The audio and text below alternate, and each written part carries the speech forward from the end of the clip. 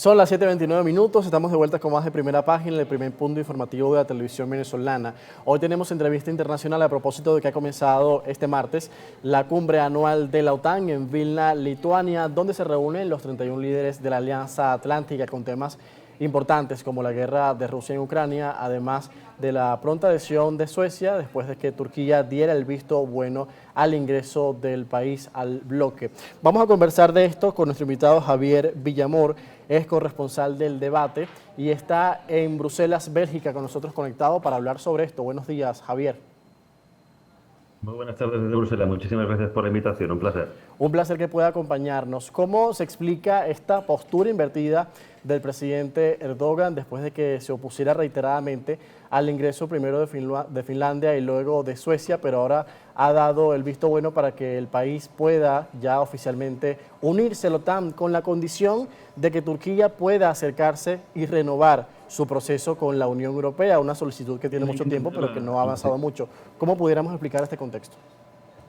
hay que entender la situación geográfica de Turquía para poder comprender qué es lo que realmente se está jugando en esta reunión de la OTAN. Es decir, Turquía es un miembro de la OTAN desde hace muchísimo tiempo, es uno de los actores principales, pero su situación geográfica es lo que le ha convertido en un aliado fundamental en esta contención, digamos, contra Rusia. Es cierto que también Turquía lleva tiempo jugando a dos bandas, de hecho es la política habitual de un país con esa importancia geoestratégica, se vende al mejor postor, entre comillas.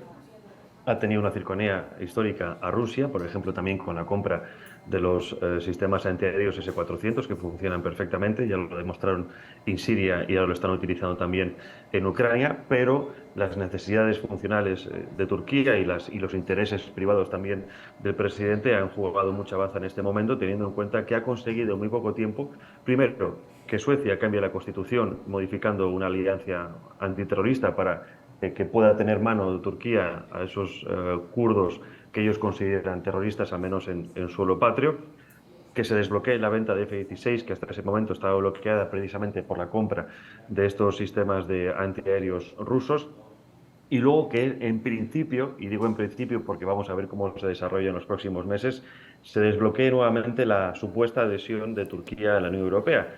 Lleva décadas en la lista de espera, es el país que más tiempo lleva esperando, pero los sucesos ocurridos en 2016 y también hasta este momento han echado para atrás a muchos entusiastas de la Unión Europea en que entrara Turquía dentro del grupo europeo, porque esa deriva cuasi autoritaria ha servido para que no coincida o no menos no cumpla temporalmente los requisitos para entrar en este bloque.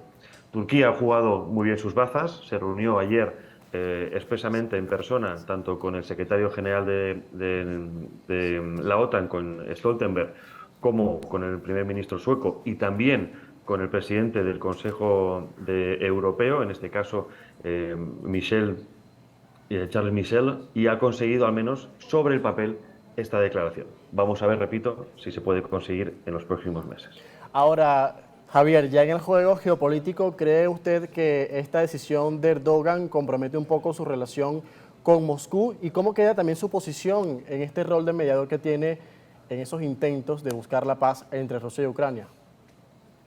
Esta es una muy buena pregunta porque Turquía, rechazados los demás amigos, entre comillas, de Rusia desde el principio de la guerra, Turquía podría y podía, jugó en su principio, pero podía haber jugado la baza de intermediador el resto de la guerra o lo que quede de guerra, pero está claro que con este movimiento se ha posicionado mucho más del lado de Estados Unidos, del lado de la OTAN, del lado anglosajón, del lado europeo, que del lado ruso. La importancia, o al menos hasta ahora, esa unión o esa cercanía entre Turquía y Rusia también se debía en parte a la situación, repito, geográfica de Turquía. Recordemos que el estrecho del Bósforo lo controla totalmente este país, pasa por entre las dos partes del mismo, y es la única salida al mar Mediterráneo que tiene Rusia.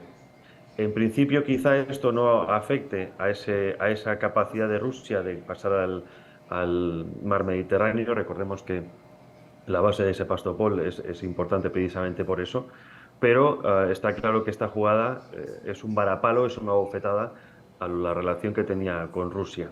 En este mismo momento, además, estos días, uno de los personajes más importantes de la política rusa estaba en visita fortalecer esos lazos. También por eso a veces hay que salir un poco más allá de lo que los medios occidentales nos suelen mostrar, que solo es el lado de la OTAN, y entender que es también lo que está pasando en este lado, ¿no? A pesar de acercar a Turquía hacia el lado de la OTAN, estamos viendo cómo también se está estrechando cada vez más la alianza rusa y China, por necesidades estratégicas obviamente, pero que eso también puede poner en peligro la seguridad europea. Recordemos que en este momento no solo en la importancia de Suecia se está hablando o se va a hablar hasta mañana en Vilnius, en Vilna, sino también que estaba Zelensky pidiendo una declaración expresa para saber qué va a ocurrir con Ucrania. Ahora, a eso voy. Artículo ¿Usted cree que interesante, podemos... el de estos días que se puede leer en el portal de Foreign Affairs, en el que ya están de alguna manera parte del establishment estadounidense reculando con la inclusión de Ucrania en la OTAN, porque eso implicaría tener que ir toda la Unión a defender a Ucrania con todo lo que tienen, y eso implicaría una escalada en el conflicto, seguramente nuclear, y por lo visto, lo que yo entiendo es que nadie en este momento quiere llegar a esa situación.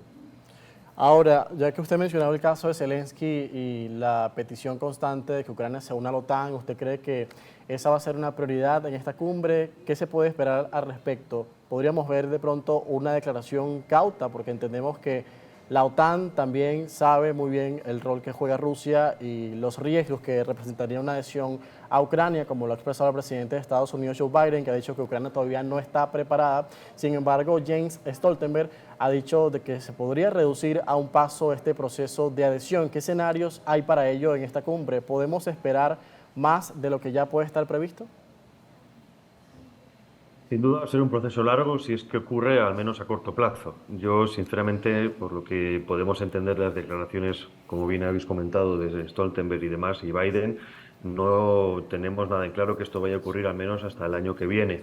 Es cierto que ha habido unas reuniones extra, o digamos que está habiendo más reuniones de lo habitual de la OTAN por la cuestión de la guerra de Ucrania, pero no parece que esto se vaya a solucionar a corto plazo. Precisamente por lo que decía, de que ya cada vez hay más voces en contra de esta adhesión. Al principio, cuando empezó la guerra, es cierto que se hizo mucho política de escenarios, es decir, de demostrar la alianza, demostrar la fortaleza, el apoyo que tenía Ucrania, pero no hay que olvidar que la realidad es la que es, y Ucrania estaba lejos y sigue lejos de poder cumplir los requisitos para entrar en la OTAN. Es cierto que desde, por ejemplo, 2014, con el cambio de gobierno que hubo tras el Maidán, de un gobierno prorruso a un gobierno claramente prooccidental, toda la estructura armamentística y todo el ejército y todo lo que es, digamos, la defensa ucraniana ha sido asumida por parte occidental, ya entra dentro de lo que es el complejo otanista, hablamos de la diferencia de armamento, de los sistemas de munición, artillería, etcétera, etcétera, ya es completamente otanista, ya es completamente pro-occidental.